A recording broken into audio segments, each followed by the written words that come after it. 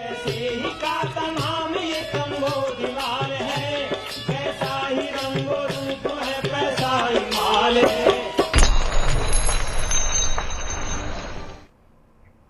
नमस्कार, मनी 9 के पसंदीदा कार्यक्रम मनी सेंट्रल में आप सभी का स्वागत है। मैं हूं विपुल सिंह। इस कार्यक्रम में जहां हम बात करते हैं आपसे जेब से जुड़ी हुई, देश की अर्थव्यवस्था से जुड़ी हुई और तमाम खबरों का विश्लेषण करने के लिए हर रोज़ की तरह हमारे साथ मौजूद हैं मनी 9 के संपादक अंशुमान तिवारी जी। अंशुमान सर, बहुत बहुत स्वागत है। तो कार्यक्रम का आगाज़ करें उससे पहले आपको फटाफट ये बता देते हैं कि आज के कार्यक्रम में क्या कुछ खास रहने वाला है। नज़र डालते हैं ऑन द शो पर। तो बात करेंगे कि त्योहारों से पहले आटा होगा महंगा। जी हाँ, हम क्यों कह रहे हैं कि आटा महंगा हो सकता है और आपकी घर की रसोई महंगी हो सकती है, डिटेल में चर्चा करेंगे आपसे बस कुछ ही देर में। साथ ही साथ बैंक ऑफ बड़ौदा को क्यों मिली है सजा, आरबीआई की तरफ से क्या एक्शन लिया गया है और क्यों लिया गया है, दोनों विषय पर बातचीत होगी। इजराइल हमास युद्ध पर बिखरा अरब। इजराइल हमास युद्ध को लेकर के लगातार पिछले 3 दिनों से हम विस्तार पूर्वक हर एक खबर पे आपको विश्लेषण हम दे रहे हैं। आज भी हमारा ये विश्लेषण कंटिन्यू रहेगा। बचत को क्या बढ़ावा नहीं देना चाहती है सरकार, क्यों कह रहे हैं हम ऐसा, डिटेल में समझेंगे बस कुछ ही देर में। चीन की कंपनियों का रहस्यमय मकड़जाल। जी हाँ, चीन की कंपनियों का क्या है ये मकड़जाल, आपसे कुछ ही देर में जानेंगे। और अब थोक में बिकेंगे शेयर, क्यों कह रहे हैं हम ऐसा, अब से बस थोड़ी देर में जानते हैं विस्तार में। तो चलिए आगाज करते हैं। भारतीय रिजर्व बैंक यानी कि आरबीआई ने बैंक ऑफ बड़ौदा पर मोबाइल ऐप से नए ग्राहक जोड़ने पर तत्काल प्रभाव से रोक लगा दी है। आरबीआई ने कहा कि यह कार्रवाई मोबाइल ऐप पर ग्राहकों को जोड़ने के तरीके में पाई गई कुछ आशंकाओं के बाद की गई है। आरबीआई ने यह भी कहा कि बैंक को सुनिश्चित करने को यह भी कहा गया है कि बैंक के मौजूदा ग्राहकों को किसी निलंबन के कारण किसी तरह की कोई भी समस्या नहीं हो। सर, आखिर में किस तरह का क्या किया बैंक ऑफ बड़ौदा ने जिसकी वजह से ये एक्शन देखने को मिला और आगे क्या भविष्य दिखाई दे रहा है आपको? विपुल, ये बड़ी कार्रवाई है और भारत में किसी सरकारी बैंक के ऊपर, जो कि इतना प्रमुख बैंक हो, उस पर रिजर्व बैंक ने इस तरीके की कार्रवाई की है कि उसके ऐप पर नए सदस्यों को शामिल करने या ऐप के डाउनलोड पर इनरोलमेंट पर रोक लगा दी गई है। ये कार्रवाई बैंक ऑफ बड़ौदा के ऐप में और उसके साथ चल रहे कामकाज में कुछ गंभीर खामियों के कारण हुई है। ये भारत, अगर आप आकार के आधार पर देखें तो भारत का दूसरा सबसे बड़ा बैंक है। बैंक ऑफ बड़ौदा, आपको याद होगा जुलाई के महीने में इस साल ये खबर चर्चा में आई थी कि बैंक ऑफ बड़ौदा का जो नया ऐप है बॉब वर्ल्ड, उसमें कुछ गंभीर अनियमितताएं पाई गई हैं। बॉब वर्ल्ड उससे पहले इस साल की शुरुआत में लॉन्च हुआ था और उसके बाद ये शिकायतें पहुंची थी रिजर्व बैंक के पास कि बैंक ऑफ बड़ौदा के कर्मचारी डाउनलोड बढ़ाने के लिए और ज़्यादा सदस्यों को इनरोल करने के लिए तरह तरह की ऐसी प्रक्रियाएं अपना रहे हैं जो वैध नहीं है। ये माना जा रहा था कि ऑफिसर्स ने अलग अलग बैंक लोगों से बात करके उनके मोबाइल फ़ोन्स जुटाए थे और उन मोबाइल फ़ोन पर वन टाइम पासवर्ड लेकर ऐप डाउनलोड कराए थे और इसकी शिकायत आरबीआई के पास तक पहुंची थी।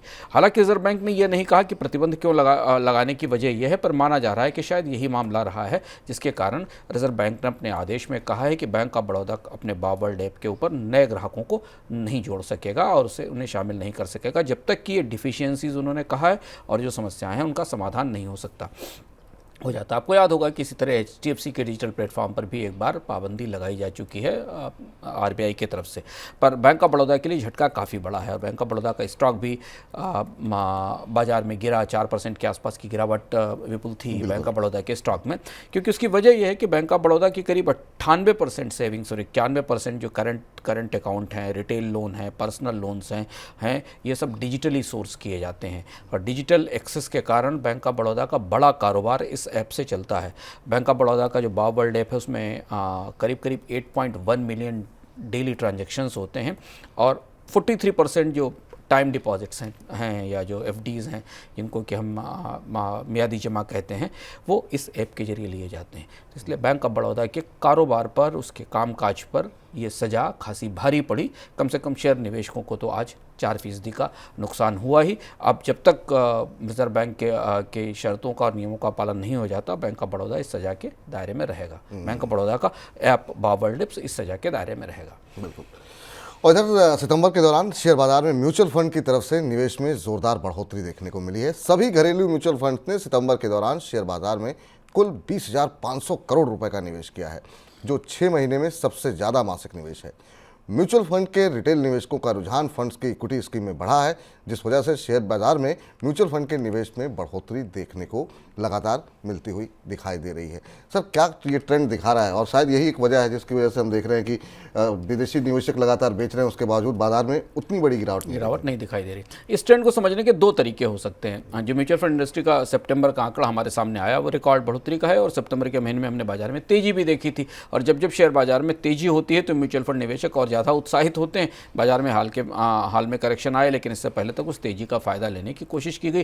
खासतौर से स्मॉल कैप और मिड कैप के म्यूचुअल फंड्स ने भी बहुत अच्छा रिटर्न दिया था। हम आपको अपने अलग अलग कार्यक्रमों में मनी 9 पर स्टॉक सेंट्रल में और म्यूचुअल फंड सेंट्रल में बताते रहे हैं और इस कार्यक्रम में। पर ये जो आंकड़ा इसे दो तरह से देखा जा सकता है और दोनों ही हिस्से एक दूसरे के बराबर समानांतर हैं। मतलब इसमें आप कोई वैल्यू जजमेंट नहीं पास कर सकते, पर दोनों दो तरह से देखा जा सकता है। एक वो जो विपुल ने आपको बताया कि भारतीय शेयर बाजार में चूंकि लगातार बढ़ोतरी है, निवेशक इसमें पैसा डाल रहे हैं, छोटे निवेशक इसमें निवेश कर रहे हैं और इसलिए अगर विदेशी निवेशक बाहर निकलते भी हैं तो भारतीय बाजार पर बहुत ज़्यादा असर नहीं पड़ता, क्योंकि घरेलू पूंजी, घरेलू बचत बाजार में आना शुरू हो गई, जिसका सबूत है कि रिकॉर्ड इन्वेस्टमेंट हमने सितंबर के महीने में देखा और उसमें भी इक्विटीज़ में काफ़ी बड़ा पैसा, इक्विटीज से और इक्विटी रिलेटेड फंड्स में काफ़ी पैसा पहुंचा और उसमें इन्फ्लोज ज़्यादा है। ये बताता है कि म्यूचुअल फंड में as an instrument, mutual fund में एक विकल्प के तौर पर अब भारत के निवेशकों का विश्वास पूरी तरह जम चुका है और अब एक सामान्य प्रक्रिया के तहत SIPs और म्यूचुअल फंड भारत के निवेश व्यवस्था का, निवेश व्यवहार का हिस्सा बन रहे हैं। हालांकि ऐसा होने के बाद भी एक दूसरा पहलू यह है कि अभी भी केवल 6% भारत की वित्तीय बचतों का केवल 6% हिस्सा ही म्यूचुअल फंड में जाता है, पर फिर भी म्यूचुअल फंड मुख्य धारा में पहुंच चुके हैं। ये एक अच्छी बात है और ये ऐसा भारतीय बाजार को चाहिए भी था। पर इसका दूसरा पहलू भी ये है कि भारत के अधिकांश म्यूचुअल फंड निवेशक जो निवेश कर रहे हैं वो अपने निवेश के बारे में उतने जागरूक नहीं हैं और धीमे धीमे इस बात का खतरा बढ़ रहा है कि म्यूचुअल फंड निवेशक FD जैसा निवेश हो रहा है, जिसमें लोग SIP खरीद लेते हैं किसी के बताने से, किसी के सलाह से और उनकी तनख्वाह से, उनके अकाउंट से एक SIP की किश्त कटती रहती है। और यहाँ हमें ये समझना ज़रूरी है कि अगर आप म्यूचुअल फंड के निवेशक हैं तो ये FD नहीं है कि आपने पैसा लगाया और आप भूल गए। जो कहा जाता है पैसा डाल के भूल जाइए, आपको पैसा मिल जाएगा। तो FD में तो ठीक है, आपने पैसा डाल दिया और उसके बाद जब आपकी FD मैच्योर होगी तब आपको पैसा मिलेगा, पर म्यूचुअल फंड उतना सहज निवेश नहीं है।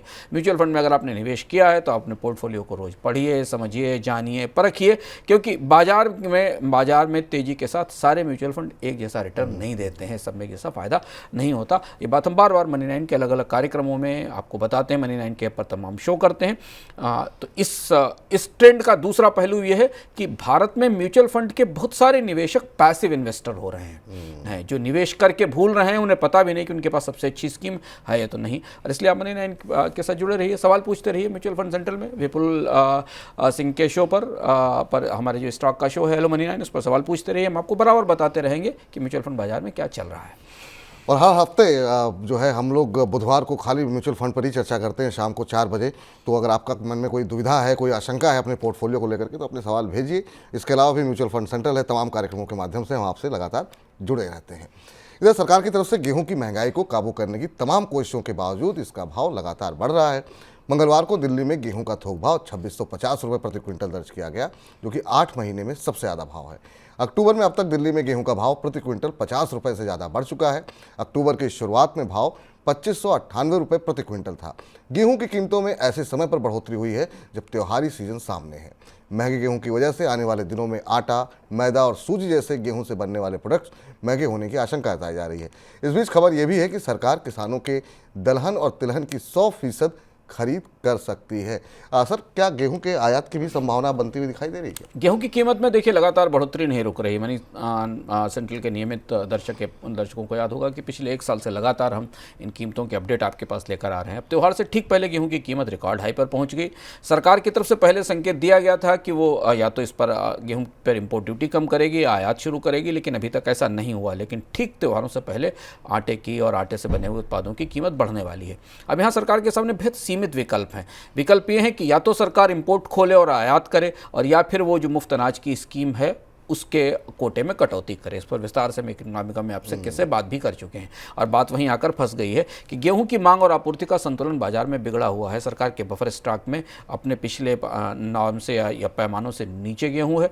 बाजार में तमाम खरीद की कोशिशों के बाद भी गेहूं नहीं आया है और अब आयात की नौबत है। पर यहाँ ध्यान रखना ज़रूरी है कि आयात इस समय और भी ज़्यादा महंगा होने वाला है। इजराइल और हमास के युद्ध के कारण दुनिया में शिपिंग प्रीमियम्स आ गए हैं, शिपिंग के किराए बढ़ गए हैं, मंगाने की समस्या है और भी कई सारी उलझने हैं। दूसरा, भारतीय रुपया और ज़्यादा कमज़ोर हो चुका है। ऐसी स्थिति में आयातित गेहूँ भारत में और भी ज़्यादा महंगा पड़ेगा। इससे आप मतलब ये निकाल सकते हैं कि अभी से लेकर रबी की अगली फसल तक गेहूं की महंगाई बनी रहेगी, इसमें कमी आने की कोई गुंजाइश नहीं दिखती। इसमें सर दलहन तिलहन को लेकर के भी सरकार की तरफ से कहा गया है कि वो 100% खरीदेगी। क्या ये संभव है कि सरकार संकेत सरकार की तरफ से इसलिए दिया गया क्योंकि दलहन तिलहन को लेकर एक तो सरकार अपना स्टॉक बनाना चाहती है क्योंकि दालों की कीमतों में हमने बढ़ोतरी और तेजी देखी है, और दूसरा ये कि प्रोत्साहन की बात भी है कि किसानों को इस बात का प्रोत्साहन मिले कि उनकी फसल की 100% गारंटी होगी। हालांकि कितना व्यवहारिक होगा ये देखना होगा विपुल, क्योंकि सारा दलहन और तिलहन खरीद पाना, सरकार के लिए उसे स्टॉक कर पाना और किस कीमत पर खरीदा जाए ये संभव नहीं होगा। इस साल कृषि का बाजार, इस साल कृषि उत्पादों का बाजार सरकार की नीतियों के माफिक हरगिज नहीं है। सरकार कुछ प्रपोज करती है, बाजार कुछ करता है, और हम पिछले 1-1.5 साल से लगातार देख रहे हैं कि सरकार की एग्रीकल्चर से रिलेटेड, फूड मैनेजमेंट से रिलेटेड सारी पॉलिसीज़ को बाजार से बिल्कुल एक दूसरी किस्म की प्रतिक्रिया मिलती है। सरकार खरीद के लिए कांटे लगाती है, किसान गेहूँ बेचने नहीं आता है। तो ये परिस्थिति हमने देखी है। अब निगाहें इस बात के ऊपर है, फिंगर्स क्रॉस्ड हैं कि खरीफ की खरीद कैसी शुरू होती है, खरीफ का प्रोक्योरमेंट कैसा होता है, क्योंकि खरीफ के प्रोक्योरमेंट से पहले चावल के निर्यात पर पाबंदी लगाई जा चुकी है। दालों की कीमत बाजार में MSP से भी ऊंची है। ऐसी स्थिति में कितनी खरीद सरकार कर पाएगी खरीफ में, ये देखना होगा। इधर मौसमी घटनाक्रम अल नीनो का असर नवंबर से जनवरी के दौरान सर्वाधिक रह सकता है। अमेरिका की मौसम एजेंसी क्लाइमेट प्रेडिक्शन सेंटर ने ये जानकारी दी है। नवंबर से लेकर जनवरी का समय देश में रबी की फसलों के लिए, खेती के लिए सबसे अहम माना जाता है, और इस दौरान अल नीनो की वजह से अगर बरसात में कमी आई तो उसका असर रबी की खेती पर पड़ सकता है। इस बीच पोस्ट मानसून सीजन में अब तक हुई बरसात की बात करें तो उसमें अब कमी देखने को मिल रही है। 1 से 10 अक्टूबर तक देश में औसतन 33.9 मिलीमीटर बरसात दर्ज की गई है, जबकि सामान्य तौर पर इस दौरान 34.3 मिलीमीटर बारिश होती है। सर, रबी की फसल पर अल नीनो का कितना खतरा आप देख रहे हैं? ज़्यादा बड़ा खतरा खरीफ से ज़्यादा रबी पर है। खरीफ के मौसम में अल नीनो ने पूरे मानसून को अस्त व्यस्त कर दिया और हमने अतिवृष्टि और सूखा चारों तरफ देखा, जिसका असर हमने फसल पर देखा। अब जो ड्राई सीजन बनना शुरू होता है, जो सूखे की स्थिति बननी शुरू होती है मौसम में और तापमान में बढ़ोतरी, वो अब शुरू होती है। नवंबर से लेकर जनवरी तक का जो समय है वो अल नीनो का पीक समय है, और वही समय भारत में रबी की बुवाई का है। रबी की बुवाई के लिए सिंचाई आमतौर पर रिजर्वायर से की जाती है। दक्षिण भारत के रिजर्वायर्स में पानी कम है, हम आपको बता चुके हैं, करीब 50% तक कम है। यहाँ तक कि पश्चिम भारत, पंजाब और उत्तर भारत के भी, उत्तर प्रदेश के आसपास के रिजर्वायर्स में भी पानी कम है। तो एक तो रबी के लिए पानी की आपूर्ति सीमित है, और दूसरा ये कि इस गर्मी के कारण जो वातावरण में नमी है उसमें कमी रहेगी। इसका असर हमें रबी की उपज पर दिखाई दे सकता है। और जो आकलन मिल रहे हैं हमको मौसम विभाग की तरफ से, उस हिसाब से नवंबर से जनवरी और फरवरी के मध्य और फरवरी के अंत तक का मौसम एल नीनो के असर में रहेगा, यानी सर्दियां कम होंगी, गर्मी और तापमान ज़्यादा होगा। तो एक तो परिदृश्य है जो दूसरी बड़ी फसल पर असर करेगा, और आमतौर पर जब एल नीनो होता है तो लंबे समय तक मौसम को प्रभावित करता है। लेकिन एक खबर ये भी है कि भारतीय मौसम विभाग की तरफ से और मौसम वैज्ञानिकों की तरफ से एक राहत वाली खबर ये दी गई है कि एक और पर्यावरणीय प्रक्रिया है, मौसमी प्रक्रिया है जो इंडियन ओशन में बन रही है, जिसको इंडियन ओशन डायपोल कहते हैं। इंडियन ओशन डायपोल में ये होता है कि तापमान थोड़ा सा कम होता है कुछ हिस्सों में समुद्री तापमान, और कुछ हिस्सों में ज़्यादा होता है। अगर ये सक्रिय होता है तो शायद एल नीनो का असर कम करने में मदद मिलेगी। ग्रामीण रोजगार गारंटी योजना मनरेगा में धांधली को लेकर शुरू हुई नेशनल लेवल की मॉनिटरिंग से पता चला कि देश के कई राज्यों में मनरेगा के काम में धांधली हुई है। रिपोर्ट के मुताबिक कई जगहों पर मनरेगा के तहत हुए काम की फर्जी जानकारी दी गई है, तो कुछ जगहों पर फर्जी बिल बनाकर सरकार से पेमेंट लिया गए हैं। कुछ मामले ऐसे भी सामने आए हैं जहां पर मनरेगा के तहत काम पूरा होने की रिपोर्ट देकर सरकार से पेमेंट ली गई है, लेकिन ज़मीन पर कोई काम हुआ ही नहीं है। मनरेगा के नेशनल लेवल मॉनिटरिंग की ये रिपोर्ट केंद्रीय ग्रामीण विकास मंत्रालय के पास फिलहाल जमा कर दी गई है। सर, किस तरह के फ्रॉड की जांच हो रही है मनरेगा के अंदर? मनरेगा में वही स्थायी रूप से पुराने फ्रॉड जो वापस निकल कर आ रहे हैं, और मनरेगा को लेकर केंद्र सरकार और पश्चिम बंगाल सरकार के बीच हमने सीधा टकराव देखा और पश्चिम बंगाल सरकार पर आरोप लगाया गया केंद्र की तरफ से कि मनरेगा में काम ही नहीं हुआ और पश्चिम बंगाल ने उसका पैसा ले लिया है। खासतौर से ये पता चला कि कई सारे जॉब कार्ड्स फर्जी हैं। मनरेगा में ये समस्या अब शुरुआत से बनी हुई है, जॉब कार्ड्स फर्जी होने का और आंकड़ों के मैच ना होने का। अब जबकि बजट पर खासा दबाव है, राजनीतिक रूप से भी केंद्र की भाजपा सरकार और राज्य सरकारों के बीच गहरी खींचतान चल रही है, तो मनरेगा की ये जांच राजनीतिक रूप से संवेदनशील है। इसके विस्तृत ब्यौरे से हमें पता चलेगा कि केंद्र सरकार ने दरअसल राज्यों में मनरेगा के क्रियान्वयन में पाया क्या है। दूसरी तरफ से आप ये देखें तो ये भी माना जा रहा है कि सरकार बजट के दबाव में और वो कोशिश कर रही है कि मनरेगा की जो लीकेज हैं उनको रोककर खर्च को थोड़ा सीमित किया जा सके। इधर अंतर्राष्ट्रीय मुद्रा कोष यानी IMF ने वर्ष 2023 के लिए भारत के ग्रोथ अनुमान को 6.1% से बढ़ाकर 6.3% कर दिया है। IMF की रिपोर्ट के मुताबिक 2023 के दौरान सभी प्रमुख अर्थव्यवस्थाओं में भारत की ग्रोथ सबसे ज़्यादा रहेगी। IMF ने वर्ष 2024 के दौरान भी भारत में 6.3% ग्रोथ का अनुमान लगाया है। सर, IMF ने अपने अनुमान में और क्या कुछ कहा है? IMF ने अपने अनुमान में 20 बेसिस पॉइंट की बढ़ोतरी की है, जो पहली तिमाही में भारतीय अर्थव्यवस्था में थोड़ी बेहतर डिमांड दिखाई दी, इसके आधार पर की है 6.3% की, लेकिन अभी भी ये 6 से 6.3% के आसपास ही है। इन सारे अनुमानों के आसपास देखें विपुल, तो जो सबसे ज़्यादा महत्वाकांक्षी अनुमान है वो रिजर्व बैंक का है, वो भी केवल 6.5% का है। तो 7% की आर्थिक विकास दर तो कहीं दूर दूर तक किसी के रडार पर नहीं है। 6.3 से 6.5% के आसपास की रडार पर आर्थिक विकास दर भारत की दिखाई देती है। इसके अलावा IMF ने अपने अनुमान में जो ग्लोबल ग्रोथ है, जो विश्व की आर्थिक विकास दर है, उस पर दबाव बने रहने की संभावना बताई है। 3% की आर्थिक विकास दर ग्लोबल अर्थव्यवस्था में IMF ने प्रोजेक्ट की है। इसके आधार पर ये माना जा रहा है कि दुनिया में ट्रेड और डिमांड पर दबाव लगातार आने वाले समय में बना रहेगा।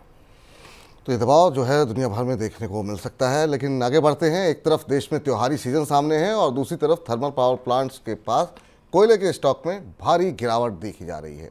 पूरी भारत में बरसात की वजह से पावर प्लांट्स के पास कोयले का औसत स्टॉक गंभीर स्तर से नीचे चला गया।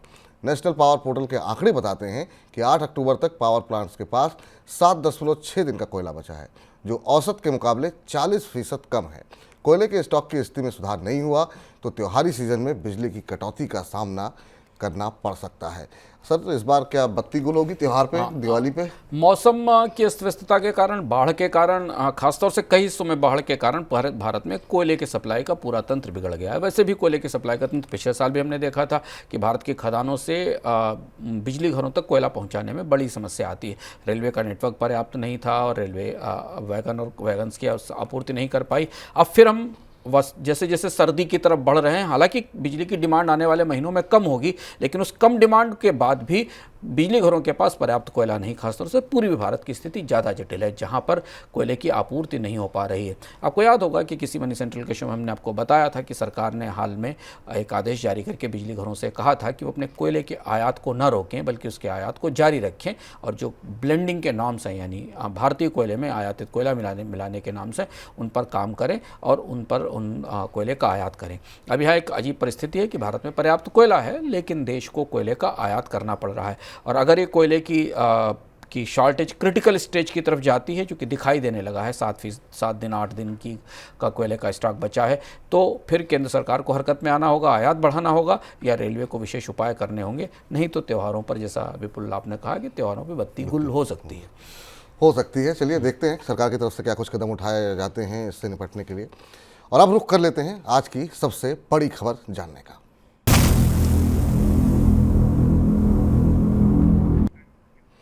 प्रवर्तन निदेशालय ने वीवो मनी लॉन्ड्रिंग मामले में बड़ी कार्रवाई की है। जांच एजेंसी ने इस मामले में चीन की मोबाइल कंपनी वीवो के 3 कर्मचारियों को गिरफ्तार किया है, जिनमें कि एक चीनी नागरिक भी शामिल है। इनके अलावा प्रवर्तन निदेशालय ने मामले में लावा इंटरनेशनल के मैनेजिंग डायरेक्टर को भी गिरफ्तार किया है। प्रवर्तन निदेशालय ने कहा कि गिरफ्तार लोगों ने चीन से कंट्रोल होने वाला नेटवर्क स्थापित किया था। सर, ये पूरा मामला है क्या, और ये आखिर में गिरफ्तारी तक की, अरेस्ट करने की नौबत आ गई? चीन की कंपनियों के भारत में, खासतौर से चीन की मोबाइल कंपनियों के भारत में कामकाज को लेकर गहरे सवाल हैं। और अब ये दिख रहा है कि एक बड़ा तंत्र भारत में सरकार की और तमाम एजेंसियों की आंखों के सामने चल रहा था, जो अब ईडी की जांच में निकलकर सामने आया है, जिस मामले में वीवो और लावा के अधिकारियों की गिरफ्तारी हुई है। दो तरीके की मोडस ऑपरेंडी इसमें निकलकर सामने आई है। एक तो महत्वपूर्ण बात ये कि ईडी ने पाया कि करीब 3.17 करोड़ रुपए के आसपास के फंड्स का ट्रांसफर हुआ चाइना में अवैध ढंग से। यह पाया गया कि वीवो और लावा और इसके साथ की कंपनियों ने मिलकर भारत में करीब 23 छोटी कंपनियों का एक पूरा तंत्र बनाया था, और वो नेटवर्क अलग अलग जगह से ऑर्डर और सप्लायर के इनवाइस को बदलकर बहुत सारा पैसा अवैध रूप से चीन को ट्रांसफ़र कर रहा था। इसमें चीन की कंपनी भी शामिल थी जो इसे कंट्रोल कर रही थी। 48 अलग अलग हिस्सों पर, जब देश के अलग अलग हिस्सों में 48 स्थानों पर जब ईडी ने अपनी रेड की थी, तब ये पता चला था कि कंपनियों का एक बड़ा नेटवर्क और मकड़जाल है जिसमें किसी का दखल और प्रवेश भी नहीं है, और ये पूरे भारत के मोबाइल बाजार को अपने तरह से चला रही हैं। इस जानकारी के बाद फिर ये जांच सामने आई। तो पहले तो मोडस ऑपरेंडी ये कि छोटी छोटी कंपनियां बनाकर पूरे कारोबार को अवैध ढंग से किया गया और पैसा चीन पहुंचाया गया। और इसके अलावा ये भी पाया गया कि इनमें से कुछ कंपनियां ऐसी भी हो सकती हैं जिन्होंने केंद्र सरकार की जो PLI स्कीम है, प्रोडक्शन लिंक्ड इंसेंटिव स्कीम है, उसका भी फ़ायदा लिया हो और अवैध रूप से उसका फ़ायदा लिया गया और वो पैसा भी इस तरीके से बाहर ले जाया गया हो। तो ईडी ने पाया कि भारत में अधिकतर चीनी कंपनियां, जो छोटी कंपनियां इन बड़े ब्रांड के साथ चल रही थी, उनका सिर्फ और सिर्फ एक ही पर्पस था कि मनी लॉन्ड्रिंग की जाए और भारत से पैसे को बाहर पहुंचाया जाए। ये बड़ा सनसनीखेज और रहस्यमय मामला खुलकर सामने आया है। लेकिन सर, चीन की कंपनियों के साथ इस तरह की समस्याएं लगातार क्यों देखने को मिल रही हैं? हाँ, ये लगातार भारत में ये दिख रहा है। और इससे ज़्यादा दो महत्वपूर्ण बात है। एक तो चीन की कंपनियां आमतौर पर अपनी अपारदर्शिता के लिए कुख्यात हैं, और भारत सरकार जानते हुए भी उनको आमंत्रित करती है, उन्हें बुलाती है और उनको निवेश करने के लिए सारी सुविधाएं देती। तो पहले निवेश करने के लिए उनको बुलाया जाता है, फिर उनको प्रोडक्शन लिंक इंसेंटिव दिए जाते हैं, बजट से पैसा दिया जाता है, और फिर उसके बाद ईडी उनके यहाँ छापा मारकर उनके अंदर उनके इस मनी लॉन्ड्रिंग के पूरे का फर्जीवाड़े को पकड़ती है।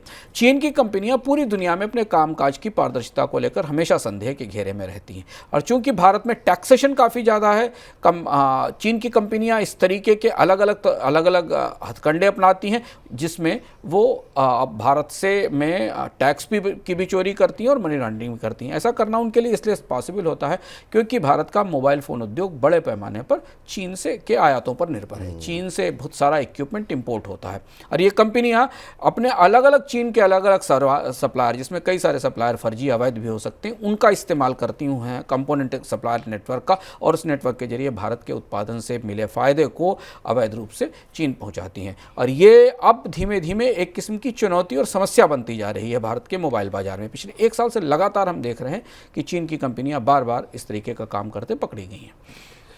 इधर देश में इस साल डायरेक्ट टैक्स कलेक्शन में जोरदार बढ़ोतरी देखी जा रही है। सरकार की तरफ से जारी आंकड़ों के मुताबिक वित्त वर्ष 2023-24 में 9 अक्टूबर तक नेट डायरेक्ट कलेक्शन जो है 21.8% बढ़ा है। नेट कलेक्शन 9.8 लाख करोड़ रुपए तक पहुंच गया है। सीबीडीटी चेयरमैन ने बताया कि इस साल आयकर दाताओं ने 16.8 लाख अपडेटेड टैक्स रिटर्न दाखिल किए, जिससे सरकार को टैक्स के तौर पर 1300 करोड़ रुपए की अतिरिक्त कमाई हुई है। उन्होंने ये भी बताया कि ऑनलाइन गेमिंग पर टीडीएस से सरकार को 600 करोड़ रुपए का टैक्स मिला है। सर, सीबीडीटी चेयरमैन ने नए टैक्स रिजीम को लेकर के भी बातचीत कही है, वो क्या कहना चाह रहे हैं? अब नई टैक्स रिजीम के बारे में हम आपसे विस्तार से चर्चा कर चुके हैं। इस बार बजट में सरकार ने नए टैक्स रिजीम को डिफ़ॉल्ट रिजीम बना दिया था। नई टैक्स रिजीम वो जहां पर बचतों को कोई प्रोत्साहन नहीं मिलता, आपको एक कम दर पर टैक्स देना पड़ता है, जबकि जो पुरानी टैक्स रिजीम है उसमें टीसी, एटीडी और तमाम इनकम टैक्स की धाराएं हैं, जिसमें आप अपनी बचत पर, अपने खर्च पर, स्वास्थ्य आदि के खर्च पर टैक्स में छूट ले सकते हैं। इस स्कीम को 3 साल पहले इंट्रोड्यूस किया गया था, और इस साल सरकार ने इस स्कीम को डिफ़ॉल्ट स्कीम बना दिया। यानी अगर आप सैलरी टैक्स पेयर हैं या आप वैसे भी टैक्स पेयर हैं और आपने अपने स्वेच्छा से अपनी स्कीम नहीं चुनी है कि आप पुरानी और नई किस में रहना चाहते हैं, तो आपको नई स्कीम में शामिल मान लिया जाएगा और उसी हिसाब से आपके टैक्स की गणना होगी। ये कोशिश इस बात की थी कि सरकार ये चाहती कि अपनी बचतों का इंतजाम आप खुद करें। सरकार टैक्स की रियायतें देकर बचत नहीं कराना चाहती, और इसलिए इस नई स्कीम को लाया गया था। सीबीडीटी की तरफ से जो बयान आया उसमें बाकी जानकारियाँ जो दी गई भारत में रिटर्न बढ़ने को लेकर, टैक्स बढ़ने को लेकर, उसमें सबसे महत्वपूर्ण बातें कही गई कि CBDT ये मान रहा है, उसको इन आंकड़ों से दिखाई दे रहा है कि करीब करीब 60 से 70% टैक्स पेयर अब नई टैक्स रिजीम में ट्रांसफ़र हो जाएंगे। यानी 70% के आसपास वो लोग जो पुरानी टैक्स रिजीम का फ़ायदा ले रहे थे, जिसे इस तरह से समझें कि वो टैक्स के सहारे, टैक्स प्रोत्साहन लेने के लिए, टैक्स बचाने के लिए बचत कर रहे थे, वो अब इस प्रक्रिया में शामिल हो जाएंगे। ये बड़ा नंबर है, ये बड़ा दावा भी है कि 70% टैक्स पेयर अगर शिफ्ट करेंगे तो उसका असर बचतों पर कितना दिखाई देगा ये हमें देखना होगा। लेकिन CBDT ये मान रहा है कि करीब 70% टैक्स पेयर इसमें आएंगे। और इसके साथ उन्होंने ये भी कहा कि अगर किसी भी टैक्स पेयर का इस साल पुरानी रिजीम के तहत टैक्स उसके एम्प्लॉयर ने काट भी लिया है, फिर भी वो चाहे तो नई टैक्स रिजीम का हिस्सा बन सकता है। तो सरकार का संकेत साफ है, वो ये चाहती है कि अगर आपको बचत करनी है तो आप अपनी व्यवस्थाओं से बचत करिए। टैक्स प्रोत्साहन देकर बचत कराने का इरादा नहीं है, और इसलिए इस स्कीम पर अब आने वाले साल में सरकार का सबसे ज़्यादा फोकस होगा। और जैसे ही 50-60% टैक्स पेयर इसमें ट्रांसफ़र हुए, वैसे ही ये सबसे बड़ी स्कीम हो जाएगी। व्यवहारिक रूप से फिर यही इनकम टैक्स की मुख्य स्कीम रहेगी। इधर अगले कुछ महीनों के दौरान शेयर बाजार में ऐसे शेयरों की बाढ़ आ सकती है जिनके लॉक इन पीरियड समाप्त हो रहे हैं। रिपोर्ट के मुताबिक अगले 4 महीने में करीब 40 कंपनियों के करीब $12 अरब के शेयरों का लॉक इन पीरियड खत्म हो रहा है, और इन शेयरों को होल्ड करने वाले निवेशक इनकी बिकवाली शुरू कर सकते हैं। सर, वो कौन कौन सी कंपनियां हैं जिसके लॉक इन पीरियड समाप्त हो रहे हैं और किस तरह का असर देखने को मिलता है? तो त्योहारों से पहले विपुल जी आपको बता रहे हैं कि बाजार में शेयरों की सेल शुरू होने वाली है। और ये सेल इसलिए शुरू होने वाली कि पिछले 1 साल के दौरान, 8-9 महीनों के दौरान हमने कई सारे IPO देखे थे, पिछले साल से देखे। तो जो IPO आए थे, उन IPOs में एक लॉक इन पीरियड की व्यवस्था होती है, जिसमें प्रमोटर एक निर्धारित सीमा के बाद, समय सीमा के बाद अपने शेयर बेच सकते हैं। तो $12 बिलियन के शेयर्स बाजार में बिकने के को तैयार होंगे। बिकेंगे कि नहीं ये बाद में पता है, लेकिन उनके प्रमोटर्स को ये सुविधा होगी कि वो बेच सकें। और उसमें कई सारे ऐसे स्टॉक होंगे विपुल जो अपने इशू प्राइस से बेहतर होंगे, तो प्रमोटर्स के सामने मुनाफा वसूली करने का या निकलने का मौका होगा। और हाल फिलहाल के महीनों में प्रमोटर्स ने स्टॉक मार्केट में की तेजी में खूब चांदी भी काटी है, अपने हिस्से के शेयर बेचकर मुनाफा भी किया है। तो जिन कंपनियों के शेयर बिकने के लिए आ रहे हैं, अगर आप उनके निवेशक हैं तो आप भी ध्यान रखें कि इन कंपनियों के शेयरों की कीमत में उतार चढ़ाव हो सकता है और इसके निवेशक बेच सकते हैं। जिसमें LIC बड़ी कंपनियों में, सरकारी कंपनियों में LIC है, इंडियन रेलवे फाइनेंस कॉर्पोरेशन है, मझगांव डाक है, इनके शेयर बिकने के लिए आएंगे। इसके अलावा प्राइवेट कंपनियों में मैनकाइंड फार्मा है, केन्स टेक्नोलॉजीज़ है, ग्लैंड फार्मा है, उत्कर्ष स्मॉल फाइनेंस बैंक है, सेंको गोल्ड है। इनकी होल्डिंग्स, प्रमोटर्स की होल्डिंग्स जिस पर लॉक इन लगा था, जिन्हें रोकने की पाबंदी थी, वो अब बाजार में बिकना शुरू होंगे। दिसंबर तक ये बिकवाली हमें इन कंपनियों के स्टॉक्स में दिखाई दे सकती है। उसमें जो कंपनियों का नाम अभी अंशुमान सर ने लिया, उसमें अगर LIC को छोड़ दें तो ज़्यादातर शेयरों में काफ़ी अच्छे रिटर्न भी आते हुए दिखाई LIC एक अकेला स्टॉक है जिसने निवेशकों को निराश किया है। और इसलिए ये बात जो कह रहे हैं विपुल, वो बात सही है कि अगर कंपनियों के स्टॉक्स में अच्छा रिटर्न है और उनके IPO की लिस्टिंग के बाद उन्होंने बेहतर रिटर्न दिया है, तो ये जो 20% की होल्डिंग प्रमोटर्स को प्री IPO मिलती है, उसमें से कुछ ना कुछ हिस्सा तो निकल कर बाहर बेचेंगे और अपनी दिवाली पर कम से कम मुनाफा वसूली करेंगे। और अगर आप इस बात को लेकर कन्फ्यूजन में हैं, आपके पास भी ये शेयर हैं कि आखिर में करना क्या चाहिए, और अगर गिरावट आती है तो उसके बाद क्या वहाँ पर अपनी हिस्सेदारी बढ़ानी चाहिए या अभी से पहले मुनाफा वसूल कर लें, इसके लिए दोपहर 1 से 2 हमारे साथ हर रोज़ जुड़ जाइए। हेलो मनी 9 में आपके जो भी सवाल होंगे, आपके सभी प्रश्नों के उत्तर दिए जाएंगे। अगली खबर का रुख करते हैं। आतंकी संगठन हमास की तरफ से इजराइल पर किए गए हमलों के बाद इजराइल की तरफ से जवाबी कार्रवाई लगातार जारी है, लेकिन इसकी वजह से मध्य पूर्व की राजनीति और अर्थव्यवस्था में उथल पुथल मची हुई है। दोनों पक्षों के बीच अगर युद्ध और भड़कता है तो उसकी वजह से मध्य पूर्व की अर्थव्यवस्था पर खराब असर पड़ेगा। इस बीच खबर यह भी है कि इस युद्ध की वजह से भारत से मध्य पूर्व और उत्तरी अमेरिका में को होने वाला फार्मा निर्यात भी प्रभावित हो सकता है। पिछले लगातार 2-3 दिन से जब से ये शुरुआत हुई है सर, हम लोग लगातार इस पर बातचीत कर रहे हैं, और भारत की अर्थव्यवस्था पर क्या असर पड़ेगा, अमेरिका क्या कर सकता है, बाकी अर्थव्यवस्थाओं पर क्या असर पड़ेगा, हमने डिटेल में चर्चा की। मध्य पूर्व के ऊपर इसका क्या, अर्थव्यवस्थाओं पर क्या, वहाँ के देशों पर क्या असर पड़ सकता है? हाँ, आज हम इस युद्ध के इस हिस्से को समझते हैं, और समझना हमारे लिए इसलिए ज़रूरी है क्योंकि भारत में निवेश का, कारोबार का, रोजगार का एक बड़ा स्रोत मध्य पूर्व की अर्थव्यवस्था है। वहाँ के फंड्स भारत में निवेश करते हैं। अभी आप लगातार सूचनाएं सुनते हैं कि अमीरात के और सऊदी अरब के फंड्स ने भारत में निवेश किया, भारत की कंपनियां वहाँ कारोबार कर रही हैं और भारत के लोग वहाँ काम करते हैं। तो भारतीय अर्थव्यवस्था मध्य पूर्व की अर्थव्यवस्थाओं से गहराई से जुड़ी है, और इसलिए वहाँ जो आर्थिक उथल पुथल शुरू हुई है उसे अब नए सिरे से समझने की कोशिश की जा रही है। लंबे अरसे बाद करीब एक 2 दशक का समय, 15 साल 20 साल का समय विपुल ऐसा रहा जब हमने मिडिल ईस्ट की अर्थव्यवस्थाओं में बड़ी तेज ग्रोथ देखी। हालांकि इसकी बड़ी वजह कच्चे तेल की कीमतों में बढ़ोतरी थी, पर वहाँ के शासकों ने या सरकारों ने कच्चे तेल की बढ़ोतरी का फ़ायदा उठाकर अपनी अर्थव्यवस्थाओं को आधुनिक और नया बनाने की कोशिश की। और इसलिए आपने बड़ा डेवलपमेंट सऊदी अरब में, अमीरात में, कतर में और इन देशों में देखा, जहाँ नई नई कंपनियाँ भी आईं, नियम भी उदार किए गए और निवेश भी शुरू हुए। अब इस इजराइल और हमास युद्ध के बाद पूरा का पूरा जो अरबियन जोन के ग्रोथ का विजन है, जो पूरे ग्रोथ की तैयारी, वो बुरी तरह लड़खड़ा गई है। सऊदी अरब खासतौर से इसको लीड कर रहा था और सऊदी अरब ने इसीलिए इजराइल से रिश्ते बेहतर करने की कोशिश भी की थी, शांति की और डील शांति और के समझौते की तैयारी की थी। सऊदी अरब ने दूसरी तरफ अपने प्रमुख प्रतिद्वंदी ईरान के साथ भी शांति समझौता किया था और उसके साथ भागीदारी की थी। तो अरब क्षेत्र में ग्रोथ, अपॉर्चुनिटी और डिमांड की जो संभावनाएं बनती दिख रही थी, वो अचानक लड़खड़ा गई हैं इस युद्ध के बाद। और अब अरब के देश आपस में बिखरे हुए हैं, वे तय नहीं कर पा रहे हैं। हालांकि हमास इजराइल के साथ स्पष्ट रूप से वो खड़े नहीं हैं, पर फिर भी जो कूटनीतिक बिसात है, उस बिसात में इन देशों के लिए चुनना मुश्किल हो रहा है कि वो किस तरफ खड़े हों और कैसे फैसला लें और किस तरह से अपनी पेशबंदी करें पश्चिम की ताकतों के संदर्भ में। इसका सीधा असर हमें इन देशों की अर्थव्यवस्थाओं में निवेश पर, कारोबार पर दिखाई दे रहा है। अगर ये युद्ध लंबा खिंचता है, जिसका खतरा लग रहा है क्योंकि इजराइल लंबी लड़ाई की तैयारी में, हमास के साथ बाकी और भी संगठन जो हैं वो भी सक्रिय हो रहे हैं, अगर ये युद्ध लंबा खिंचता है तो इजराइल की अर्थव्यवस्था की तो जो हालत होगी वो होगी, हमें दिख भी रही है।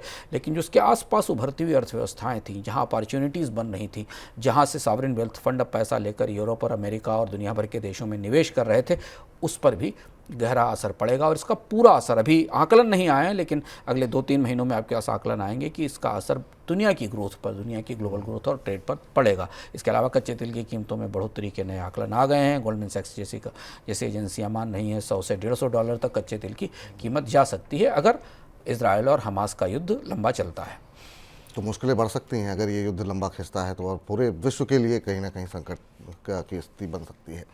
फिर 5 राज्यों में विधानसभा चुनाव की घोषणा हो चुकी है और 5 राज्यों में राजनीतिक दल मतदाताओं को लुभाने के लिए बड़े बड़े वादे कर रहे हैं।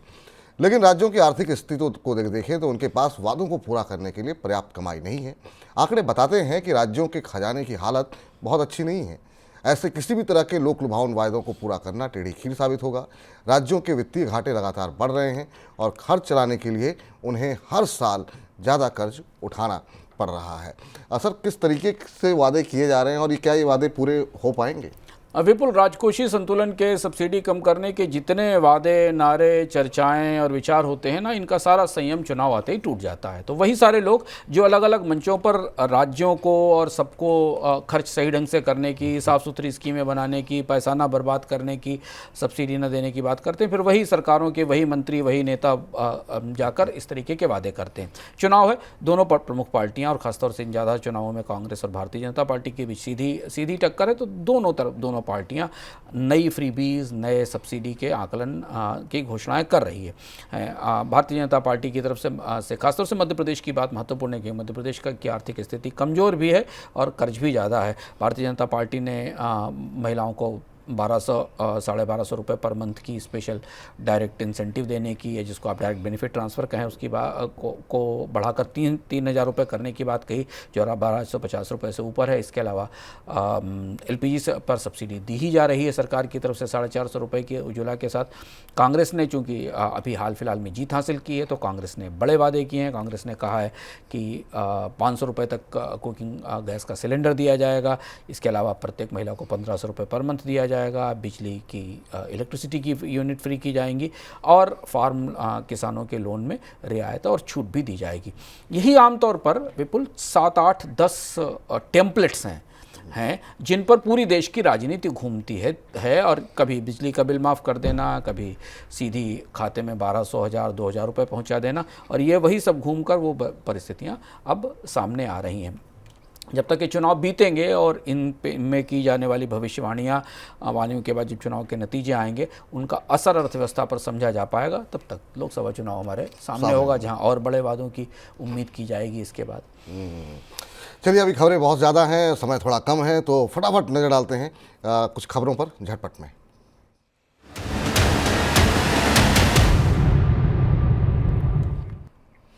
ज़्यादा से ज़्यादा नए कस्टमर्स को अपने साथ जोड़ने के लिए छोटे और मध्यम आकार के बैंक बचत खातों पर 7.5% का ब्याज ऑफर कर रहे हैं। बढ़ती प्रतिस्पर्धा को देखते हुए बीते कुछ महीनों में सेविंग अकाउंट और फिक्स डिपॉजिट पर मिलने वाले ब्याज के बीच जो अंतर था अब वो कम हो गया है। मौजूदा समय में छोटे बैंकों के सेविंग अकाउंट पर ब्याज 3 से लेकर 7.5% के बीच है, जबकि कुछ बड़े बैंक अपनी एफडी पर 3 से 8% ब्याज ऑफर कर रहे हैं। वैश्विक स्तर पर पर्सनल कंप्यूटर्स की बिक्री में गिरावट देखी जा रही है। सितंबर तिमाही के दौरान पर्सनल कंप्यूटर्स की वैश्विक शिपमेंट 9% घटकर 64.3 मिलियन यूनिट रही। पिछले साल सितंबर तिमाही में ये आंकड़ा 70.6 मिलियन यूनिट था। लगातार 8 तिमाही में वैश्विक शिपमेंट में अब गिरावट देखने को मिल रही है। दिल्ली सटे गुड़गांव में एक फ्लैट बिका है जिसकी कीमत 100 करोड़ रुपए है। इस फ्लैट को डीएलएफ बिल्डर ने डेवलप किया है। ये फ्लैट गुड़गांव के गोल्फ कोर्स रोड पर द कैमिलियास सोसाइटी में पड़ता है। इस लग्जरी प्रॉपर्टी की कीमत सिर्फ 4 महीने में 40% तक बढ़ गई है। बिल्डर कुछ महीने पहले तक 10,000 वर्ग फुट के इतने बड़े फ्लैट के लिए सिर्फ 60 करोड़ रुपए चार्ज कर रहे थे। सर, ये कुछ खबरें थी जो फटाफट थी, बताइए कुछ टिप्पणी। अगर आप बचत करता हैं और बैंक में बचत रखते हैं तो ये खबर आपकी ज़रूर काम की है कि छोटे और मझोले साइज़ के बैंक बड़े बैंकों को तगड़ी प्रतिस्पर्धा दे रहे हैं, कड़ी टक्कर दे रहे हैं डिपॉजिटर्स को आकर्षित करने के लिए और जमा पर, क्योंकि उनके यहाँ एफडी पर या उनके यहाँ टर्म डिपॉजिट्स पर जो इंटरेस्ट रेट हैं वो बड़े बैंकों से ज़्यादा हैं। 7.5% तक की रेट ऑफर की जा रही है स्मॉल और मिड साइज़ बैंकों की तरफ से छोटे और स्मॉल और मझोले बैंकों की तरफ से सेविंग अकाउंट्स पर और डिपॉजिट्स पर। कितना सस्टेनेबल होगा ये रेट, क्योंकि इनके पास उतने बड़ा पोर्टफोलियो नहीं है, कर्ज देने के लिए उतना बड़ा ग्राहक आधार नहीं है।